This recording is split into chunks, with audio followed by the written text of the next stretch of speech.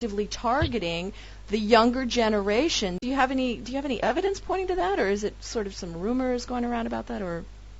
Yeah, I'm sure it's an aspect of it, Susan. I think the mercury will damage the development of children's brain functioning and the whole capacity to develop their intellectual and emotional capacities, so that many of the kids who will get this, even if they survive it, will suffer lifetime damage through this mercury and squalene, quite apart from all these other issues.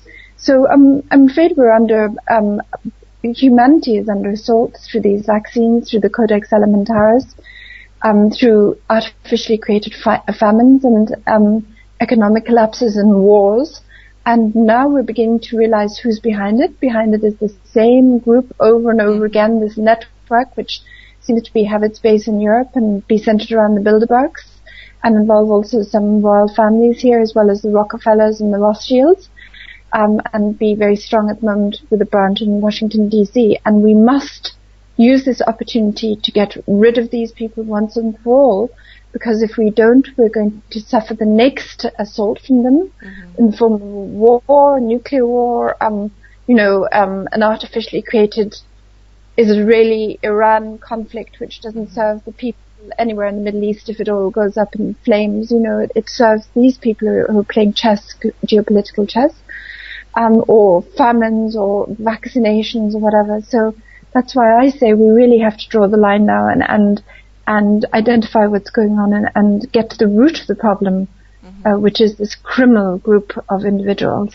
I fully concur with that, and I say, and I keep sending the message. Sometimes people are like, "Oh my gosh, it's just all going to fall apart," and I believe that this is actually as much of a challenge as it is. It's also an amazing opportunity. Jane, the other thing I would say is every little bit counts, because I listened to you on another radio show.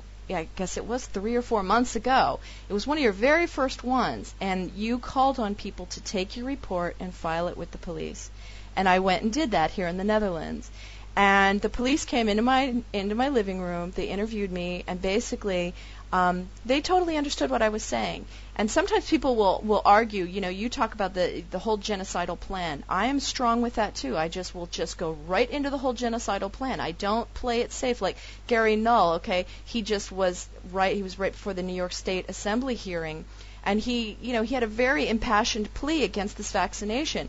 But he did state he did sidestep the whole depopulation agenda, and he said, look, if it's safe and effective, I'm okay with it. And I just thought, wait a minute, now you're opening up a little door there. He wasn't taking the super hard line, and yeah, I'm just seeing that unless we take the super hard line, like you say, they could move on to the next step, whether it be absolutely collapse or whatever. Yeah, absolutely, Susan. I agree with you. I think we have to realize that they might try to get out of this in some way or another. Gary Null had me on his radio show just a week ago and stopped me after 3 minutes as soon as I started talking about the fact, it is a fact that pandemics is classified as a bioweapon. He just, I was cut off from his radio show entirely. So there are people out there who are, putting up red herrings and smoke screens. And we have to recognize that we, as a humanity, and particularly the next generation, is being threatened by these people in a very, very direct way, and we have to take action to stop it. And that's why I wanted to thank you for having me on your radio program, Susan, and thank you for all your work that you've put in over these months. The awareness is growing because of the efforts people like you've been making, and I hope this radio program too reaches a big audience in the Islamic world, where people need to be aware too, as the Mecca approaches and this pilgrimage, that there are dangers associated with this swine flu vaccine. Unfortunately, I have to go now, but I just wish you all the best, and we will be in contact very soon. Anyway. Okay, wonderful. Thank you so much. Okay. Bye bye. Okay, thank you, Susan. Bye. Okay, bye bye. Stay tuned. Right after the break, we'll be meeting with Dr. Leonard Horowitz. Over a decade ago, he made the connection between the global depopulation agenda and the vaccination programs that are spread around the world. He was just recently interviewed with Al Jazeera. So let's hear what he has to tell us. Okay, stay tuned.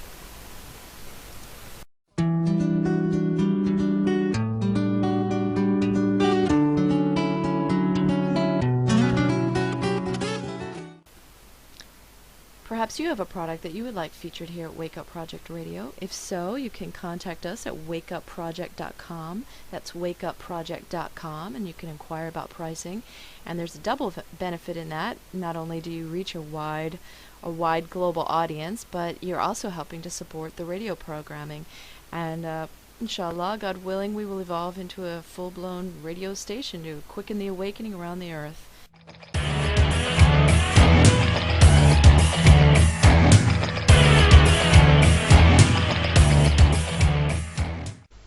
Okay, welcome back to the second half of the show. I am just so pleased to introduce to you Dr. Leonard Horowitz. This man is the one that is fighting this fight. He takes the hard stance on this issue, the same hard stance that I take, and that's why I just so appreciate this man. So does Jane Burgermeister. I mean, you know, she takes a hard stance, and these two are they're the two tough ones fighting this fight. And, well, there's a lot of others out there, but we'll talk about that in a minute. So, okay, let me introduce Dr. Leonard Horowitz. You're there, right, on the line? Hi, Susan. Thank you for inviting me. Oh, our pleasure, our honor, really. So, here we are. Obama has just declared a national emergency based on the swine flu. So it's just, things are really ratcheting up right now. And just like I mentioned, okay, you take a very hard stance, and you say vaccines spark pandemic. And this is exactly what I say as well, based on all the evidence I've read. Could you just explain that for the listening audience? Sure. It's pretty simple, and it's obvious, and it's common sense, and it's scientific, but it's been completely neglected by the mainstream media, which tells you there's an agenda to cover up a conspiracy to commit global genocide.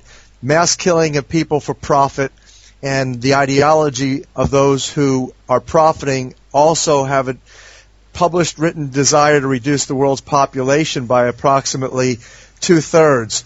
So that's the definition, strict definition of genocide. And what you're looking at, what's obvious, is that H1N1 triple recombinant, which is a combination of avian from Asia, a swine from Mexico, and a 1918 dead corpse's Spanish flu that was dug up in 1997 by a hideous man by the name of Dr. Davis Sensor, that this is a virus that combines genes from those three sources. It's obvious to anyone who has any intelligence and is aware of the science and aware of the genetics that it is really a man-made laboratory creation, much like the 1977 outbreak. And so the people that are getting vaccinated with this live, genetically engineered virus has now posed a huge threat to the planet of recombining with other things such as H5N1, which is circulating thanks to Baxter Corporation's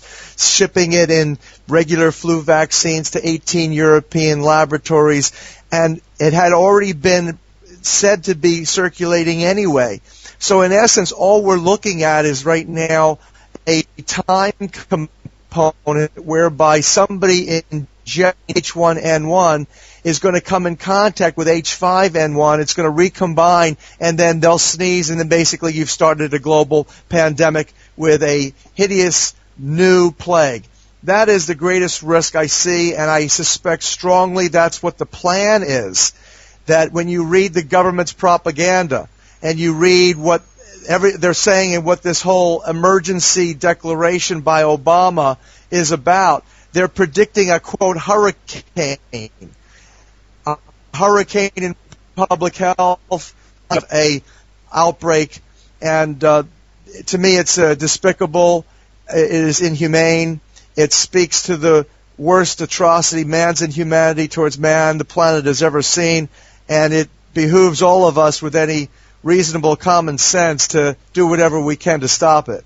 Yeah, I find it interesting. I'm just going to tell you right now, you're breaking up a little bit. I'm wondering if it has to do with the video. Is there a way we can you cut off the video and then maybe the sound will just come through a little clearer? Okay. Sure, try that. Yeah. How's that? Okay, it sounds good now. It only broke up a little bit, but so we'll see. Hopefully that works out better. Okay, but yeah, because I always point out to people, the 1918, the Spanish flu pandemic. Interesting. The history of that. You want to lay it out for people? I mean, because I think that that kind of hits